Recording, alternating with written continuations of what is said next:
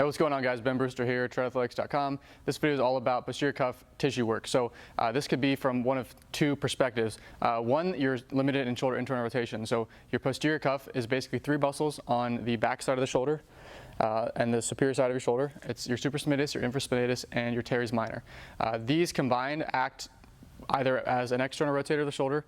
They also act to decelerate you into internal rotation. So during your decel path, the posterior cuff is actually lengthening. Those tissues are having to lengthen.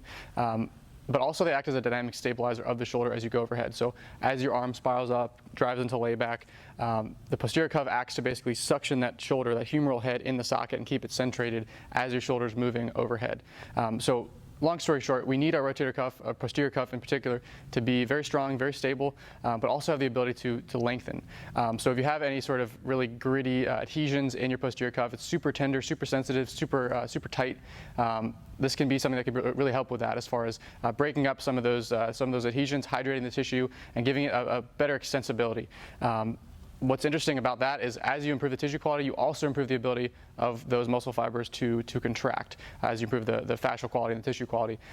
So both from a rotator cuff strength standpoint and from a shoulder internal rotation standpoint, addressing the posterior cuff tissue quality is extremely important. So that's what I'm going to show you today with a very, very simple move. All right, so you're going to need some sort of ball to roll out the back of your shoulder. Most of you have probably done something similar to this. I would recommend, if you haven't done this before, starting with either a tennis ball or some sort of larger kind of squishy ball like this. If you start with like a baseball, a crossball, a softball, that's going to be very, very hard, very, very unforgiving to the tissue, especially if you're extremely sensitive. So I would definitely start with something softer, and then we can progress to something like a lacrosse ball. You can even progress to something like a golf ball, which is going to be even more targeted once you've kind of addressed the tissue quality for a few weeks or a couple months. But to start, all we're going to do is lay on our side, and we're trying to target the tissue. So if you grab your delt, you just put your hand over your delt, right where these fingers are, that's kind of the area we're targeting. So we're targeting the entire length of the posterior cuff, teres minor, infraspinatus, supraspinatus. We're kind of just working through, if you grabbed your shoulder, we're working through the meat all through right there. Now there's nothing wrong with also working a little bit lower, working into like teres major. So definitely feel free to explore a little bit deeper into the shoulder. But specifically for here, the areas you're gonna really notice are gonna be right in that area, right in that groove on the posterior shoulder. So for me, I'm going to be targeting all through this range, and when I find a specifically tender spot or dense spot, that's where I want to focus my effort. So you're basically just going to spend the first part hunting around. So right there, I found a pretty nasty spot. Basically just sink into it as deep as you can tolerate and start doing micro movements across it. What we're doing is basically frictioning, adding pressure and deep friction to the tissue, and we're basically using that to hydrate the tissue and soften the tissue over the course of that set.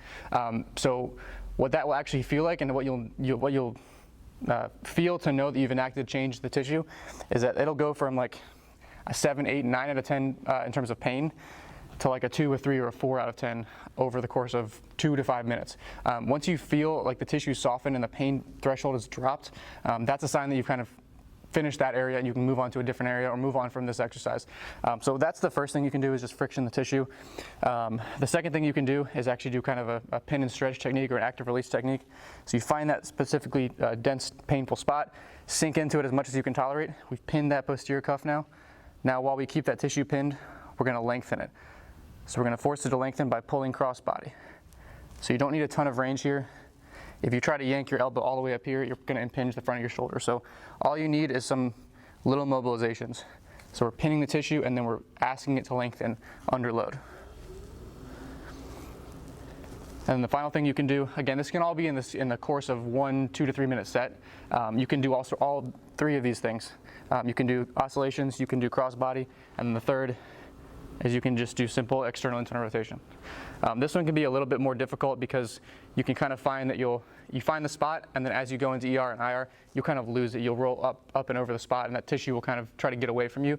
So make sure once you found it, you're really cognizant of maintaining that spot as you go through ER, IR. If you just do this, you're going to kind of lose that spot and have to start over and find that density point again.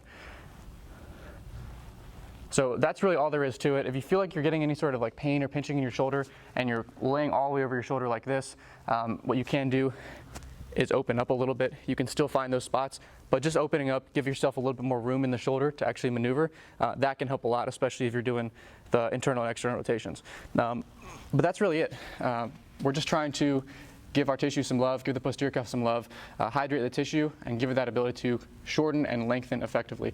Give that a try. And then one other disclaimer that I forgot to mention is that if this is the first time you're doing this, or you haven't done this before throwing before, I would not do this right before a high intensity throwing day if this is one of the first times you've done it. So if you have pull downs, if you have a mound velo, if you have a game, don't obliterate the posterior cuff. This goes for any tissue work to your arm specifically. Don't obliterate that tissue. You're still doing tissue stress, tissue damage. There's going to be some micro, bruising, micro damage. That's okay because we're asking the collagen to kind of, reform.